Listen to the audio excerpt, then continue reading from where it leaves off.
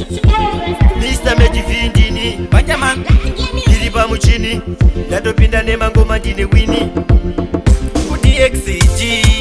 Edero chibambo Chindoda vakasimba simba kunge Johnny Rambo Kuti ushike pano pane umfambo Kuimba ndowedu mutambo Upenyu mutoro Pasirino andina zororo Pese pandafamba wanonditi gororo Adumfana wekuba baskoro Pasirino upenyu unorema Ininda neja kuramba ndakachema Padachika peche vanhu vanondisema Pasina nyaya unondichima Vanhu weshando wanoda kundisungisa Pese pandasvika wanoda kundimanyisa Ati mufana iwewe unofarisa Pasina nyaya ini ndakazvitarisa Chendakatadzanga ndondishaya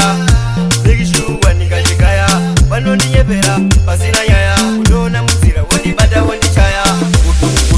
Upenyu mutoro Pasirino andina zororo Pese pandafamba wanonditi gororo Adzi mufana wekuba baskoro Pasirino upenyu unorema Ininda neta kuramba ndakachema Pandasvika peche vanhu vanondisema Pasina nyaya utondichima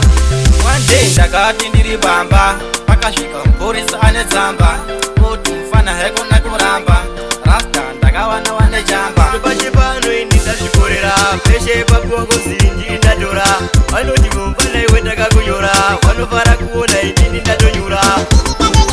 Upenyu mutoro Pasirino andina zororo Pese pandafamba wanonditi gororo Adzi mufana wekuba baskoro Pasirino upenyu unorema Ini ndaneta kuramba ndakachema Pandasvika peshe vanhu vanondisema Pasina nyaya utondichima Vanhu weshando wanoda kundisungisa Pese pandasvika wanoda kundimanyisa Ati mufana iwewe unofarisa Pasina nyaya ini ndakazvitarisa Chendakatadzanga ndondishaya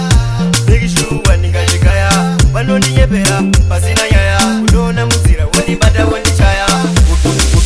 Upenyu mutoro Pasirino andina zororo Pese pandafamba wanonditi gororo Adzi mufana wekuba baskoro Pasirino upenyu unorema Ini ndaneta kuramba ndakachema Pandasvika peshe vanhu vanondisema Pasina nyaya utondichima One day ndakati ndiri bamba Pakasvika mupurisa ane tsamba Kuti mufana haikona kuramba Rasta ndakawana wane chamba Pache pano ini ndazvikorera Peshe pakuwangozi ndatora Vanoti mumfana iwe ndakakunyora Vanofara kuona inini ndatonyura